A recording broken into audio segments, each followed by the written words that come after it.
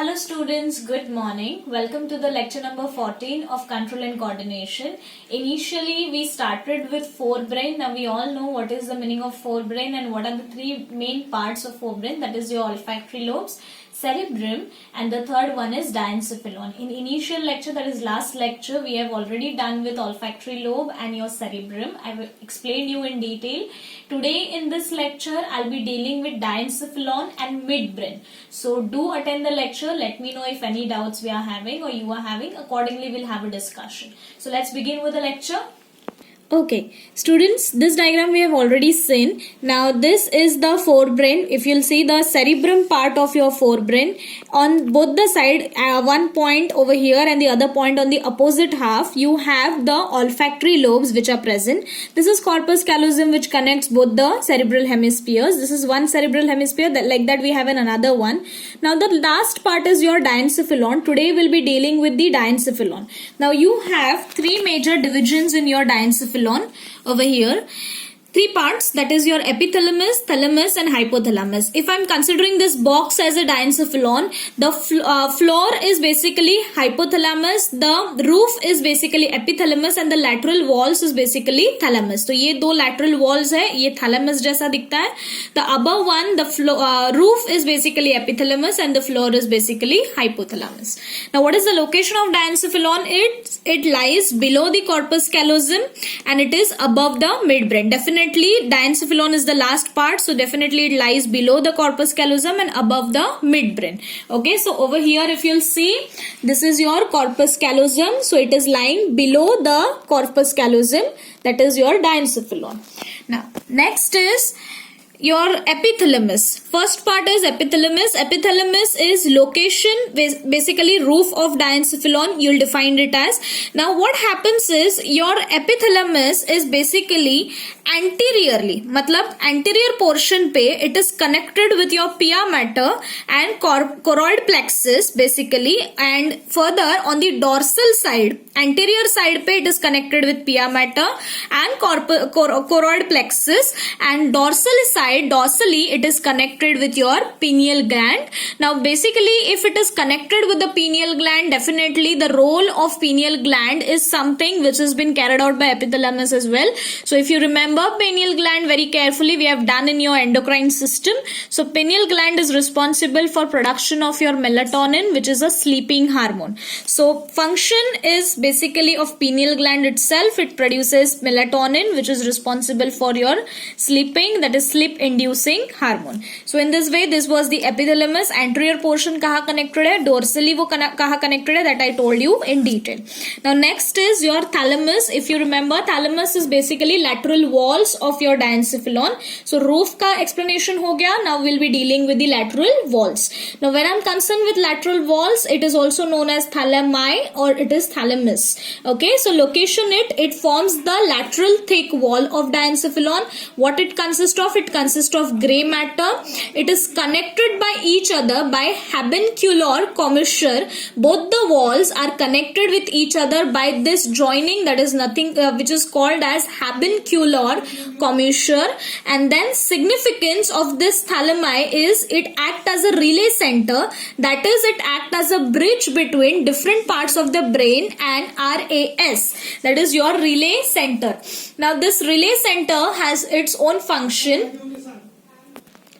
So function is basically of your relay center or RAS is, it is a bunch of neurons, and what it does is it is acting as a relay center between the sensory and the brain, sensory organs and the brain, and again brain to sensory organs. So it is connecting basically the two different parts of your body, the one which is your nervous system and the other one is the normal effectory organs of your body. So in this way it is acting as a relay center. You know what is the meaning of relay, so you can just relate it. Now the next part that you have to know is your hypothalamus. Now this hypothalamus we have already dealt in endocrine system, but still we'll be having a quick information about it also. So location of your hypothalamus is floor of diencephalon. So it is richly supplied with blood vessels. Okay, so consists of white matter with hypothalamic nuclei. It has a white matter. If you'll see thalami, it has a gray matter. This one is white matter. The function of your hypothalamus is, there are many functions that I've noted down over here. Very first function is it helps in feedback mechanism for hormonal control. Now you know what is the meaning of feedback mechanism of hormonal control. I'll draw here. Basically, if you'll see hypothalamus, it stimulates pituitary gland. Pituitary gland basically stimulates the other glands for their hormone secretion. After hormone secretion, what is happening, that hormone gets inculcated, or we can say it as secreted in your blood. Now in general, the level of the hormone in the blood basically go and signals your hypothalamus to stop the activation of all this, and eventually the hormone level is balanced, or we can say it as it has been the need has been fulfilled. So this mechanism is basically called as negative feedback mechanism. So it helps in giving the feedback mechanism for hormonal control is explained over here. This is what मैंने आप पे explain किया आपको कि feedback mechanism का क्या मतलब है. Next is it maintains the homeostasis of the body and internal equilibrium of the body. Homeostasis means body balance basically. Internally, externally, the body balance is maintained by the hypothalamus. Third one, it also controls the involuntary behavior. What is the meaning of involuntary? Is something which is not under your control or your body's control or your will. Okay, so that is your involuntary behavior. Now it is basically acting as a link between nervous and the endocrine system. It regulates your involuntary behaviors such as heart rate, your respiration rate, blood pressure, body temperature, then your electrolyte balance. Electrolyte is basically the different ions that are there in your body, in your water and serum. So it is electrolyte balance. It also has a center that controls over the hunger, okay, then thirst, sleep, then there is fatigue, then there is satiety, secretion of glands of stomach and intestine. So these all things are being controlled by your hypothalamus. Okay, next is it produces neurohormones. Now what are these neurohormones? Is the one which we already know, we have dealt with a lot. This neurohormones basically stimulates your pituitary gland. Now this neurohormone ka example I'll give you, that is the different releasing and inhibiting factors. GnRH hai, then you have various this releasing and inhibiting factor, जैसे prolactin inhibiting factor है. So these all factors are the neurohormones, or these are the neuro factors which controls the pituitary gland, or it stimulates basically pituitary gland. Eventually pituitary gland secretes, or we can say it as stimulates the other glands, and eventually the hormones get secreted in your body. So again, it is an important function of your hypothalamus. Next is your limbic system formation. Now this limbic system formation is basically responsible for your emotional reactions that you give, the motivational drive that you have, and the memory recollection ability that you have. Okay, so that is basically forming your limbic system. Next is your hypothalamus is further having your infundibulum. Infundibulum is a stalk wherein there are we can say it as collection of neurons. ये हम लोगों ने pituitary gland के structure में पढ़ा है. And eventually there is a pituitary gland जिसके दो lobes होते हैं. There is posterior and the anterior, which is also known as adenohypophysis and neurohypophysis. Now if you'll see the neuronal circuit, what they do is the complex neuronal circuit, जहाँ पे जो मैंने limbic system के बारे में आप लोगों को बताया, that is a complex circuit which is formed by your hypothalamus, epithalamus and thalamus all together and certain other areas. So eventually it is controlling your all these three parts, as well as this hypothalamus. After your hypothalamus there is a further extension which is forming your infundibulum, and this hypothalamus eventually gets connected with pituitary gland. ये perfect diagram आप लोगों को already endocrine system में मैंने पढ़ाया है. After that what is happening is the inferior surface of hypothalamus, मतलब internally जो उसके पास है, that is nothing but it bears a optic chiasma and a pair of mammillary bodies. Okay, so this optic chiasma is something which is related with your visual experiences or visual reflexes, or say any visual what we can say it as the signals that you receives. Okay, and then there is a pair of mammillary bodies which is responsible to recollect, or we can say it as to recollect any of the activity, any of the thing that was been initially happened to you. So initially it is what we can say it as, it is recollecting of your memory.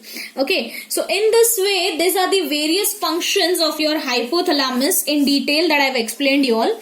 Okay, very first is helping in feedback mechanism, homeostasis, then it is controlling the involuntary behaviors. With this, both are your involuntary behaviors, the different centers which are there, and then neurohormones, and it stimulates eventually pituitary gland, the limbic system that I explained you all. Then again the hypothalamus, how it is connected to pituitary gland with the help of infundibulum stalk, and inferiorly what 2 points are there and how it is responsible for its function. So this is all about your diencephalon. Now next topic that we will be starting with is your midbrain. Okay, now when I'm concerned with your midbrain is basically located between your diencephalon and pons varoli. Okay, now this pons varoli is basically the first part of your hindbrain. ठीक है, सो अभी ये जो pons varolii है, this is a part of your hind brain. ठीक है, and this diencephalon is the last part of your fore brain. So basically तुम्हारा जो मिड ब्रेन है ये last part of fore brain और first part of hind brain के बीच में है, that is diencephalon and pons varolii. Now it has two major parts, that is corpora quadrigemina and crura cerebri. I repeat, corpora quadrigemina and crura cerebri. Now when I'm concerned with corpora quadrigemina, it is further having, it is basically four rounded elevations है on the dorsal surface of your midbrain. Now they are having this four parts of four rounded elevations are divided into two halves, that is there are two superior colliculi and two inferior colliculi. Okay, two superior colliculi is again we can say it as, it is basically having an important function, that is nothing but it deals with the visual reflexes. मतलब क्या कि movement of your head to eye as per the stimuli, that is visuals. जो आप लोग देखते हो, whatever you see, with respect to that your head moves. Okay, depending upon your visual reflexes or visual thing that you are looking after, उसकी हिसाब से when your head gets movement, that is nothing but your function of two superior collicules. And then there is two inferior collicules. It is nothing but what it functions is auditory reflexes. Now what it is doing, movement of the head to the ear of sound. Like for example, whatever sound you hear, somebody is taking your name. So if I'm saying कि someone is calling Preeti or Maithili, at that period of time what will happen is, whenever you heard this name, at that period of time your head definitely moves towards that person. Okay, so that movement is nothing but auditory reflexes or the movement of the head to the sound that it is coming through, and such category is given by again two inferior colliculi function. Okay, this is the function of two inferior colliculi. So in this way this was the role of corpora quadrigemina, जिसके दो parts हैं, two superiors and two inferiors colliculi, rounded elevations हैं. Now there is crura cerebri. This crura cerebri is also known as cerebral peduncles. Okay, now this cerebral peduncles is basically considered as thick fibrous tract. Okay, these are the thick fibrous tract which connects the RAS, that is reticular activating system, which is acting as a relay center, midbrain and cerebrum, that is forebrain. तो ये जो crura cerebri है ये एक thick fibrous tract है और nervous band है जो RAS, that is relay center, diencephalon, midbrain और cerebrum को connect करता है एक दूसरे से. Okay, what does it consist of? It consists of white matter. Within it has gray matter, which is known as eventually a red nucleus. According means what it is, basically you have a white matter within which there is gray matter which is present, and eventually this entire structure is known as red nucleus. The function is again it controls the posture and the muscle tone of the body. So in this way we are done with your midbrain as well in detail. Okay, students, a small topic that I'll discuss with you all, one more thing, that is nothing but the ventricles. हम लोगों ने आपने अगर पढ़ा रहेगा text book तो there are different parts जहाँ पे first ventricle, third ventricle, lateral ventricle, fourth ventricle, इसके बारे में डिस्कशन दिया है. So I'll explain you that also. So this is the diagram. Exactly, there are two different views. There is coraral view and there is sagittal plane. So this is the view which is given. Now this two parts, if you'll see. Okay, this is nothing but your cerebrums or cerebral parts. This is nothing but over here. The same thing is this one. Okay, so this lateral ventricle, if you'll see on coraral plane, like from this view, it will look like this. From the other view, it will look like this. This is the first ventricle and the second ventricle. First and second ventricle, which are connected with each other by interventricular foramen.